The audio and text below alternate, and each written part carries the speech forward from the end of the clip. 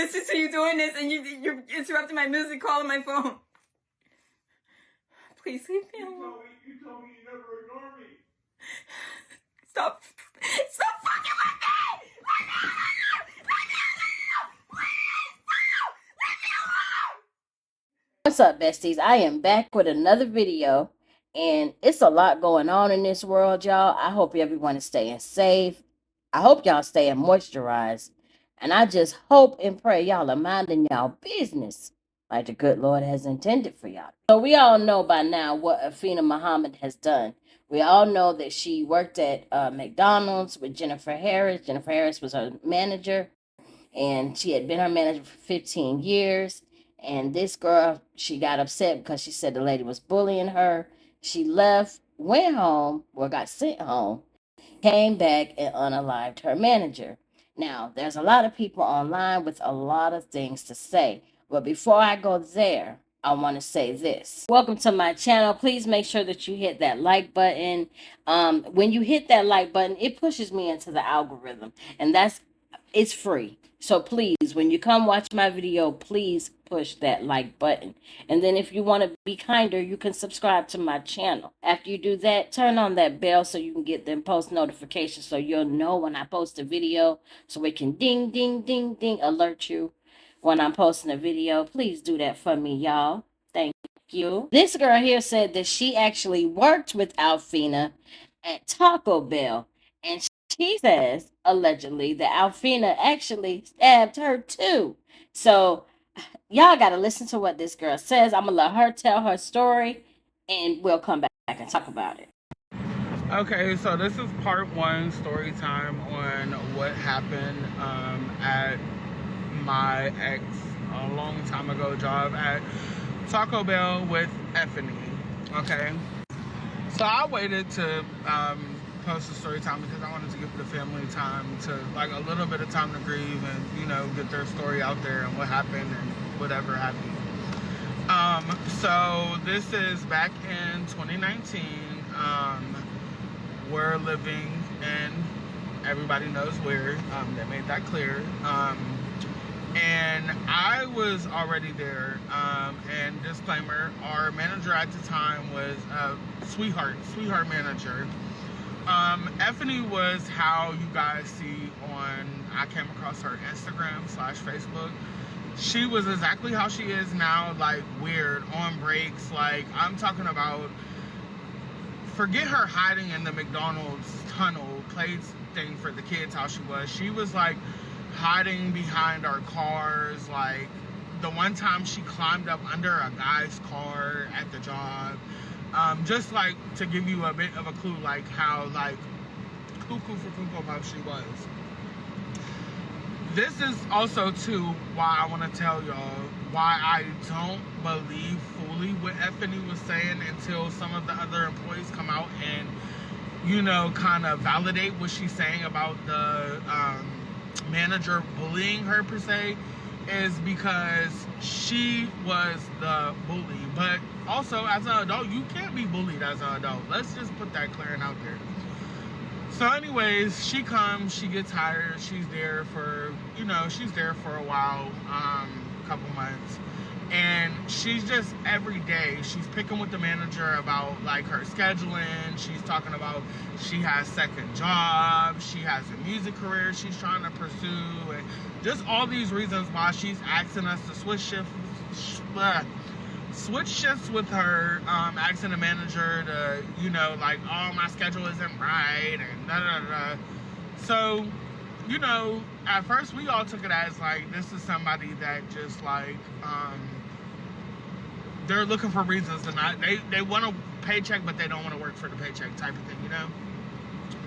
So, one time, Afeni asked me to cover her shift. Let's say it was a Friday, but she was saying she couldn't work that Friday. She had to work that Friday, and I would have had to work that Sunday, okay? Following me? So she asked me to swap days with her. I come the Friday, and she worked the Sunday. Now, mind you, I had done this for her on multiple different occasions. But this particular time, I just literally couldn't do it because I had my own things going on in my own life that I just could not do it this time. So she just acted as though, like, she threw a fit and acted as though I absolutely had to work this shift for her. Like, I was obligated. Like, she was the owner of Taco Bell and I had to work this shift for her. So I didn't think the words exchanged between us were, you know, like, I didn't think they were, I don't know the word I'm looking for, but I didn't take it as like we were into it or like that I should be watching for her or anything like that. So part 2 of what happened at Taco Bell with Afeni. So in the first part, y'all was asking me about elaborating on her climbing up under the guy's car. So just to get that out the way, she climbed up under one of the employees' cars and like grabbed, when he went to go like get in his car, she like was up under the car, like up under his car, and like grabbed him by his ankles and put shackles on his ankles. She put shackles on his ankles, and then she climbed from up under the car and she pushed him inside of the car. She pushed him inside of the car and she held him at knife point, and basically was telling him to stop bullying her, leave her alone. He better start working shifts for her. Things are going to be seen her way or the highway at the job. If not, that she was taking him to like an outer space and things like that. So he reported it to HR. Why he didn't call the police first, I mean, you guys would have to, you know, ask him about that. But when it was reported to HR, she made it seem as though to him, once they pulled them two into the office, that she was just kidding. Like, she was playing and haha, it was a joke. I thought we were friends, like that type of thing. So yeah. All right, I'm gonna call this a conclusion video, okay? So let's start off from the top. When I worked with Afeni, whatever, however y'all want to say her name, I called her Afeni. Of her working at Taco Bell in the situation that happened with me. Number one, here we go. We're just going to show again. Hold on. These two scars I got to wear for the rest of my life. And you could clearly see that they wasn't no little baby petty marks. Okay, so to conclude this story up, like I said, when she worked at Taco Bell with me, I never had to say where it was. It was, everybody knows it was in Virginia. If y'all watched the news story, when she got arraigned, you would have seen that. So I didn't know that I had to specify on that. But like I said, from top to bottom, when she first started there, she was quiet. She was reserved to herself. Then she started showing signs of just, you know, being weird. Like, talking to herself, pounding on the doors, hiding up under people's cars, hiding behind people's cars. When you go and you hide up under somebody's car, like I said, she hid up under the man's car and shackled him while she was under his car, put the cuffs on his feet, climbed from up under the car, and as he was trying to bend down to figure out what the hell and get him off, pushed him into his car, climbed in the car with him, pulled a knife out on him. So clearly this is her MO. A knife is an MO. Now that we unfortunately see what happened with Miss Jennifer. Pulled a knife out on him and was making certain threats to him. As I said, you can go back in the other videos before. Making certain threats to him and then playing it off when it took to HR that it was a joke. Yes, they still allowed her to work around us. Yes, she was still there. And clearly, from what I'm seeing and I'm understanding, like I said in my just last video, they still made it like they still wanted her to work there. Like, oh, maybe it was a mistake. They tried to play it off as though maybe she had the knife to cut the boxes open. No, this was a personal knife that she had. We had box cutters to open the boxes with and stuff that was provided by the company. No, she had a personal knife that she bought personally to work. And it was not a mistake. I was pinned against something and cut by her. So this girl that's on here, I don't know, saying that she bought her a HD wig and a bottle of Chanel. Look at that girl's wig. Look at Afeni's wigs that she wore from way back videos y'all see of her to now. Do you think that she afforded to buy some? She didn't buy herself a human wig, but she bought somebody else a human wig and a bottle of Chanel that goes anywhere from $300 up to $800. Come on now. At this point, it's just people reaching and y'all just giving them views. It's clickbait. But like I said, I was traumatized by this lady. Cut. And me getting on here and telling my story to y'all is starting to cause problems to where, like, it's people messaging me. It's people that I know leaking my number. My name is not a secret. My people close to me, that my husband, people like that, they call me Lola. Yes, my name is Brandy. That's not a secret. I lived a lot of places. I lived in Chicago. I lived in Ohio. I lived in Virginia. I lived in Alabama. I currently stay in New Orleans. I've lived a lot of different places. Like I've lived a lot of different places. So y'all could take what y'all want with a grain of salt. I really don't care. I really don't care. I have a job that I go to every day.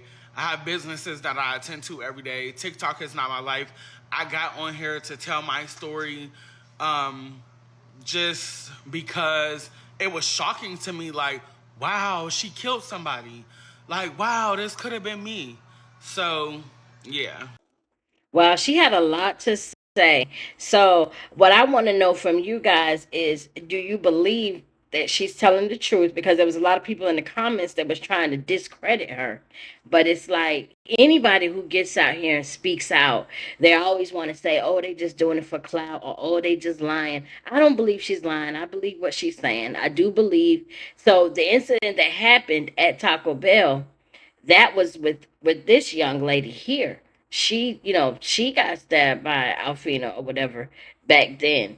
And now, and it's like, I guess a lot of people are saying that now, with that happening back then and them not doing anything, that it could have prevented this from happening, which is, it's, I guess it's kind of true. But then again, it's like, she was gonna snap whenever she snapped. I mean, she definitely got some mental issues going on. But wow. Now there's a lot of people that are saying that she's justified for what she did. And they're saying that, she had every right to do what she did, because there are some supervisors that do bully you, and supervisors, they need to learn how to stop bullying people. But I don't feel like that is a I don't feel like that's an excuse to be able to unalive your boss. Like, you can always go get another job. And I know there was one point in the video where the young lady said that adults cannot be bullied. I totally disagree with that. That is not true at all, because there are plenty of jobs where your supervisor will bully you. But that does not mean that you go and you take their life. That just means it's time for you to move on up, get you a new job, go on somewhere. But don't sit there and unalive the person. Like, that part I don't understand. Yeah. But let's listen to what some of these other people had to say, because they are literally saying that she, I guess she did what she should have to do. I don't know. I'm going to close the video out with these videos. Let me know down below what you guys think. I'll holler at y'all. My mama died trying to take care of us. No, your mom died bullying a little girl. Your mom died taking advantage of a little girl and taking advantage of her position. That's why your mom died. I've seen a couple TikToks of that girl that killed that manager at the McDonald's. She had been posting TikToks before this happened, and she expressed her concern and how tired she was of this girl bullying her. This lady was harassing her. She was bullying her. She was sending her home early every day. She even went on her day off to make up for some hours. She's a manager. She's the one that has to approve for her to go on her day off to make up hours. And when she got there, she sent her home. You don't treat people like that. You don't know what people are going through. You don't know what people have went through. And you don't know when people are gonna snap. You got all these kids and you left all your kids because you couldn't just be fucking nice to someone. You couldn't just be nice, a good fucking human being. You couldn't do it. I'm not glad that happened to her. I don't think anybody has a right to take someone's life. You didn't give life, God did, so you don't take it. But this is a perfect example of what can happen if you're a shitty person. I'm not saying she was a shitty person.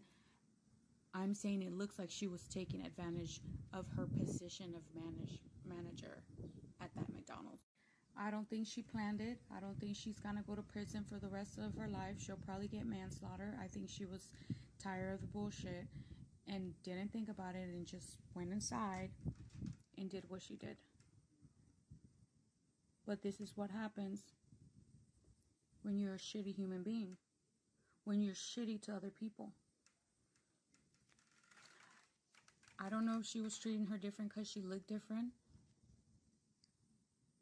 I don't know.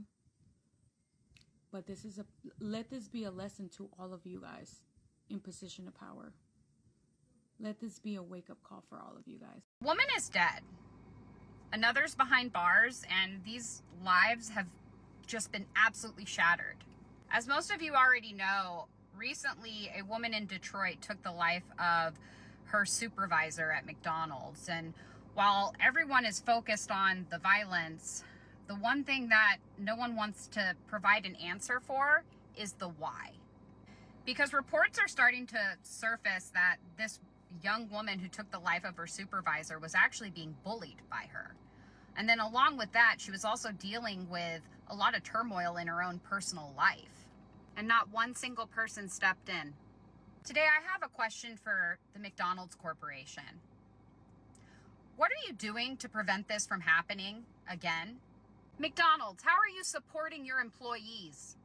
McDonald's, what safeguards do you have in place when the supervisor is the problem? McDonald's, when the person causing the harm is the one in charge, where's the person supposed to go? What's that employee supposed to do? Y'all, I've been in this position when reporting does absolutely nothing because no one's listening. When the supervisor is the problem.